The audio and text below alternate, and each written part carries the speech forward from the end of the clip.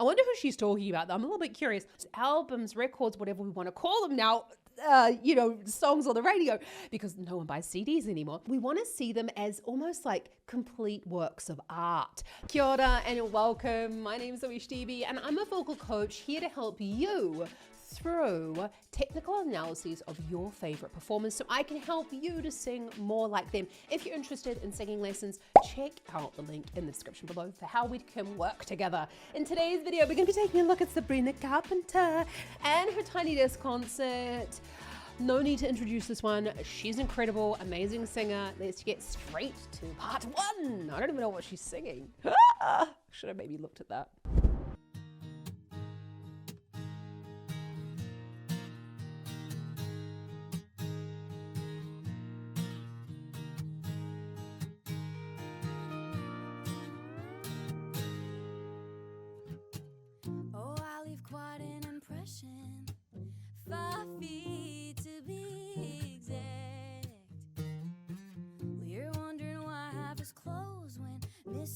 My body's where they're at.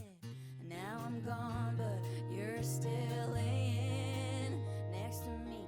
1 degree of separation. I heard you're back together. Okay, I'm really confused with her accent. Does she speak like this, like in real life? Where is she from?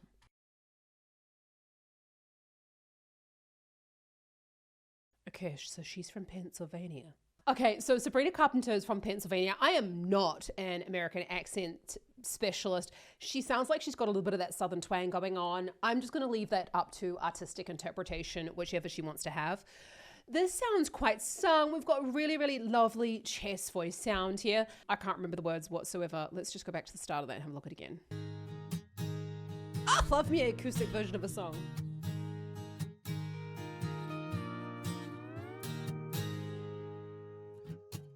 Oh, I leave quite an impression. 5 feet to be exact. Well, you're wondering why half is closed when missing. My body's where they're at. Now I'm gone, but you're still laying next to me.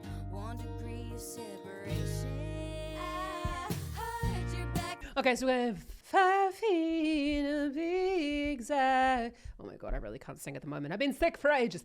So we've got this flip into the falsetto, 5 feet where it's at. When you're in this slightly lower part of the chest voice register, it means that you can like flip in and out of those different voice qualities much, much easier than when you are up in the falsetto register, for example, or higher in the vocal range. Separation. I heard you're back together, and if that's true, you'll just have to taste me when he's kissing you.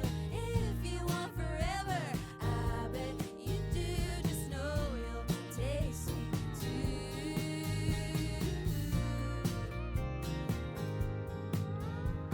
This is like really hardcore. This band is amazing, obviously, behind her, and I'm all for an acoustic performance, like with all the live instruments. It just sounds so wonderful. From the B flat 4 there, and then that's the F4 there. So back together. This would be actually a really good song if you're looking to work on your chest voice. You can hear as well, it sounds very spoken on pitch, but still in a very easy part of her range. I have seen a couple of comments online though talking about why she sounds so different. So we'll talk about that in the next break. To like the recording, I'm meaning. Just know you'll taste me too.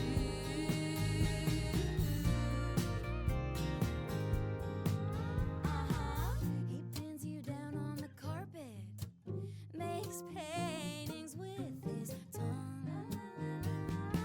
Well, he's funny now, all his jokes hit different. Guess who he learned that from?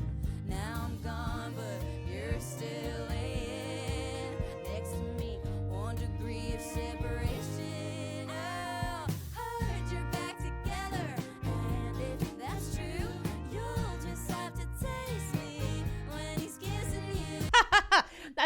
lyrics are just so fantastic, aren't they? I wonder who she's talking about. I'm a little bit curious. So when we've got this, honestly, the lyrics elude me at the moment. Okay, so he pins you down on the carpet. So she's got this, again, this chest voice register, but she's allowing the vocal folds to open up a little bit.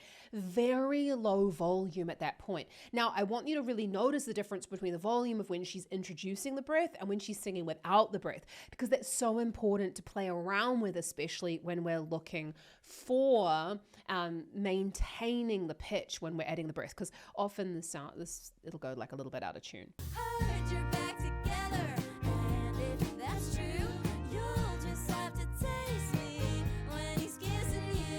If you want forever, I bet you do. Just know you'll taste me too. La, la, la, la, la, la. Well, every time you close your eyes and feel his lips, you're feeling mine. Every time you breathe his air, just know I was already there. And you can have him if you like. I've been there, done that once or twice, singing about it. Okay, so I'm really, really loving her lyrics. I know I've heard this song before. I know we've had a look at it before, but just every time I just think it's just so lovely. Without being like bitchy about it, I just think it's really, really nice. Anyway, so when she's gone there into the bridge, again, we've got this increase in the breath flow there. That just, honestly, it creates interest when we're using breath. So you're bringing the audience in again to then be able to build the song. And that's where we want to go on this sort of roller coaster of storytelling. We start low, go a little bit higher, which is what we've reached. We've come back down again now for the bridge, and now we're going to go back again upwards for the end of the song. I want you to really notice here these lovely background singers who are just blending so nicely. Now that is partly to do with the mixing and mastering, but it's also a lot to do with the audition process, that you choose singers who have a really similar vocal quality to the main artist.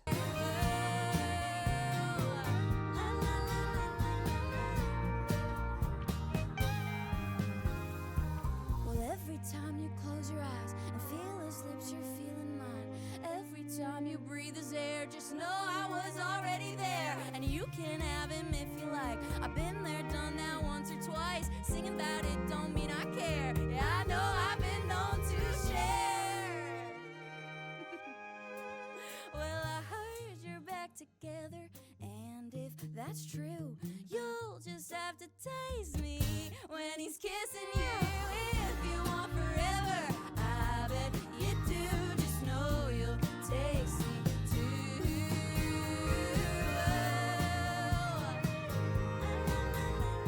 You'll just have to taste me when he's kissing. So what we've got there is when we've gone into this first section of the sort of, she's kind of sung the chorus by herself again. We're really hearing what she sounds like without the background vocals. So it's very much in this chest voice quality, but heard you back together. It's kind of a little bit of the thinner vocal folds going on in there, but she hasn't really changed into a head voice at all. Let's just have another listen. Now once or twice, singing about it don't mean I care. Yeah, I know I've been known to share.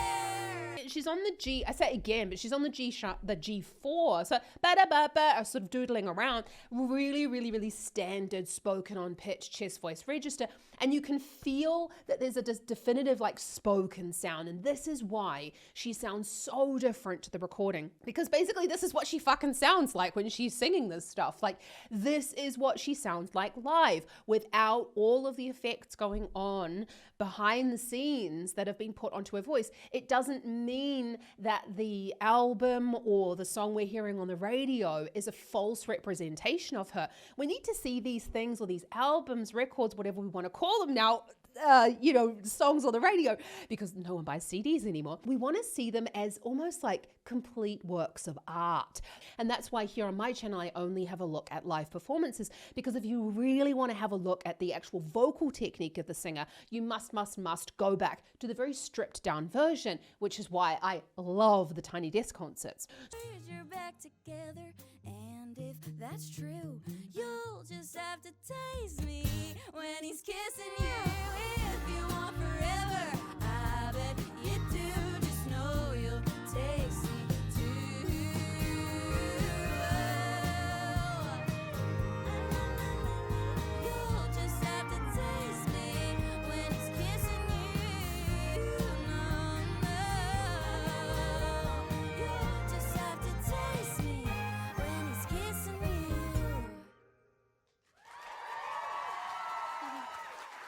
but you're really hearing that when she's speaking very, very, I want to say similar, but it's as if she could just go speaking and then immediately go into the beginning of the song.